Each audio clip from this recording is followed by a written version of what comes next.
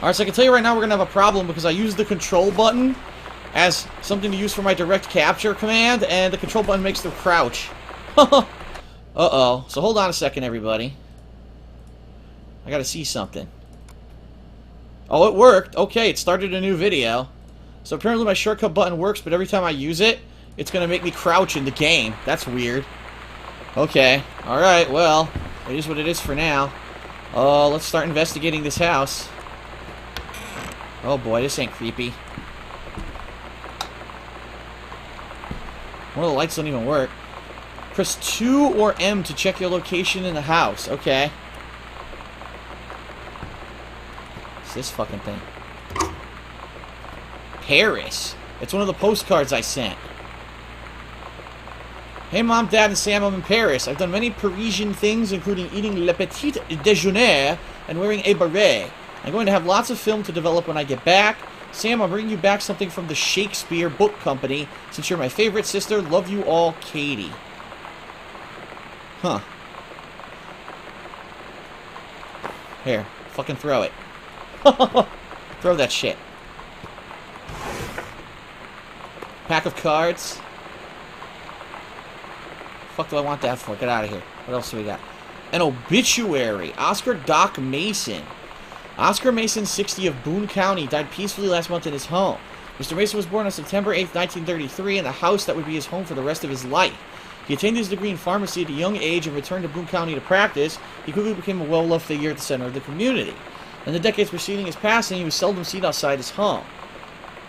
Huh, this is weird because it doesn't mention how he died. Whoa. Oh, fucking shit. Stop it with that stupid lightning. Thunder, whatever the fuck it is. Alright. Closet. What the hell? Read the note. Welcome, new student. We hope that you're as excited about your first day at Goodfellow High School as we are. Please be sure to bring the following with you on your first day of classes. Oh, I heard a voice. Hey, I'll go check it out later. She crossed everything out, and she didn't cross out the positive attitude. Please remember to get plenty of sleep the night before. Sam's journal. Oh my god. You are so lucky you finished high school before we moved into this house. So, it's the first day of school. And there I am, introducing myself to the class. And I say that I just moved into the house on Arbor Hill. Huh. All of a sudden, every kid in the room turns and just stares like I suddenly transformed into a mutant. What? I just stood there, wishing pretty hard for a rewind button. Because now maybe nobody knows my name, but they all know who I am. The Psycho House girl. Psycho House? Great. Uh-oh, something happened in this house, huh?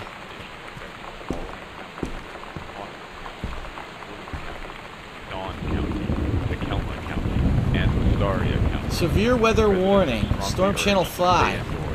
Secure all windows and doors. Flood conditions are expected at lower elevations. Huh. VHS tapes. Here's a cassette.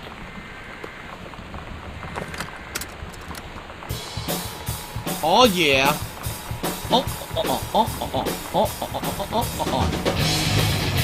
Now that's my kind of music.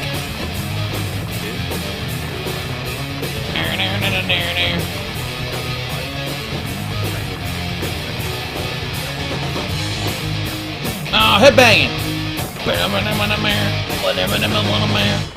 Toss that shit. What's this? Alright, hold on. As soon as I heard the fucking lyrics start, I had to stop that shitty music. Alright, what's this?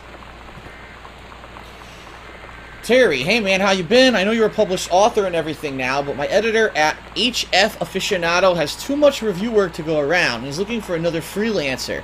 Naturally, I thought of you. You were saying in your last letter how much of pain it's been trying to find a publisher for your latest work of literature, and writing stereo reviews is dead simple. Sit at home with a glass of scotch, listen to some records, and write up how it sounds, and then get paid. I've included some issues of the mag to use in examples if you're interested, blah blah blah. Okay, so someone offered her dad a reviewer's job.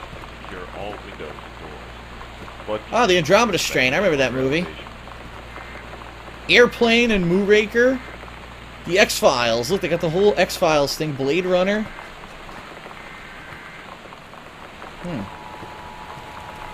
Turn that shit off. What do we got here? Sam thought this might help. Making friends even when you... I can't read the back. Feeling lonely, it's a piece of cake. Make friends even when you're shy, yeah? You know that feeling where the first moment you see someone, it's like they have a big gold star around them, and you have to get to know them?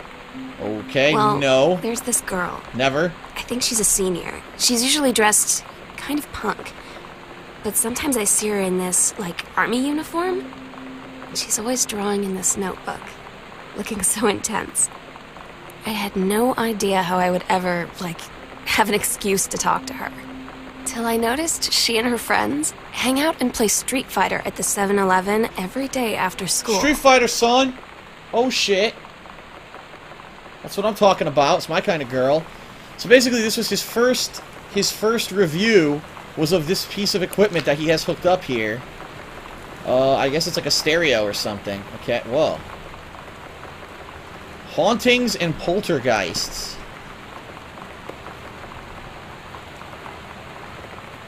Find out the truth behind these stories. Blah, blah, blah. Here. Another soda can. Dr. Jitters. She made a fort out of the couch. Any pizza left? Oh, come on. I'm starving. It's like 2 in the morning. They didn't leave me any pizza. Nothing in there. There's a button. Bratmobile? What the fuck? Bratmobile. Alright. What's this? The TV listing, The X-Files. She was watching The X-Files. Keep in mind, this is the 90s. The X-Files was like the hottest thing back then. Nothing here. Get that out of my hand. I want to open this drawer. Nothing in there.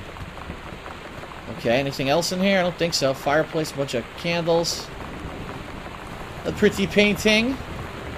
Is this the front door? No, it's a closet. Read story.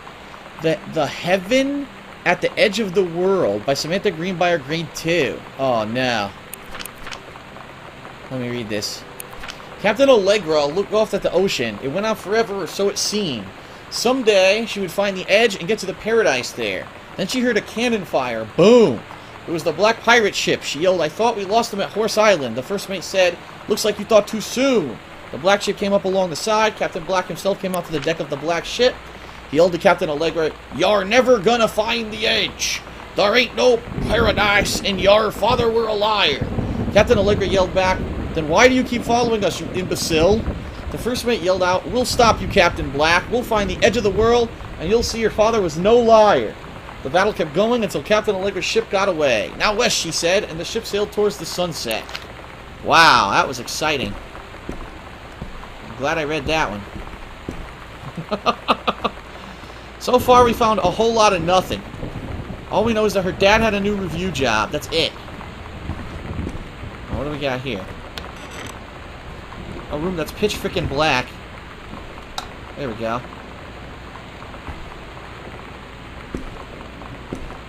Sharpie, or not Sharpies, highlighters. Okay. It looks like he was in the middle of actually reviewing the VHS player. He was. Oh no, it's a Laserdisc compact disc player with a $1,000 price tag. Yes, people actually used to freaking play that shit. They used to pay thousands of dollars for their equipment in the 90s. I know. Yeah, what a nice affluent time, right? Nothing there. Nothing there. What's this? Nothing? Nope. Stationary. I don't know what this is. What the fuck is this? Piece of wood. There's a piece of wood. I'll throw it on the ground. Oh, there's hidden stuff. A 3-ring binder. I can't read what's in it? What the fuck?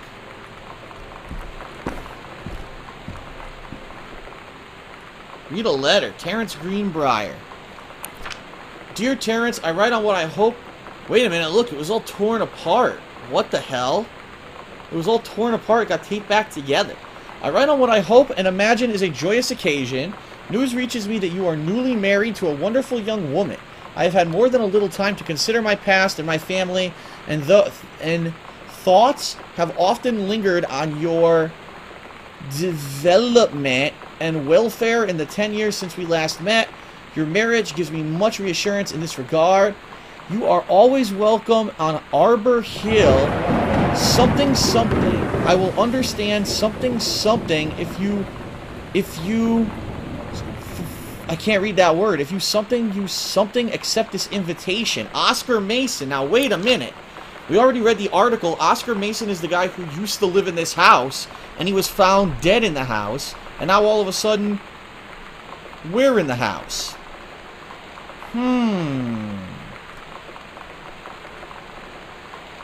What if JFK wasn't JFK?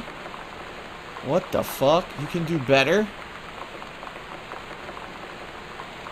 Sent back in time to Dallas 1963 again? What? Paradox results of JFK's death being the desired outcome. Magic bullet theories. All the things he was looking at when he wrote his book about JFK's assassination. Whoa. John Russell opened his eyes and saw them, the stars, twinkling as if he were lying on the grass in his family's yard in Massachusetts, even though that place was a million miles away. No, he blinked to sleep from his eyes, looking through the carbon reinforcement safety glass in the space station Archimedes. Yes, he was a long way from home, but the future needed him. John Russell's head swam. He felt increasingly drunk despite not having touched a drop in hours. He vomited onto his feet. His bare feet. Ew. He stared for a moment. Something. I don't know what that is. Processing his sick-flecked toenails, skinning his bare shins. He was completely naked. He looked up and saw the eyes of a gorgeous blonde woman wearing a tight polymer fabric tunic. This is weird. John Russell crossed the gap in time. Only messages had passed before, but now they needed him more than ever. Changing the past was no longer good enough. Ah, look. He had saved the president's life twice before. Ah, so he wrote a sci-fi book. He wrote a sci-fi book about going back in time and trying to save Kennedy. That's interesting.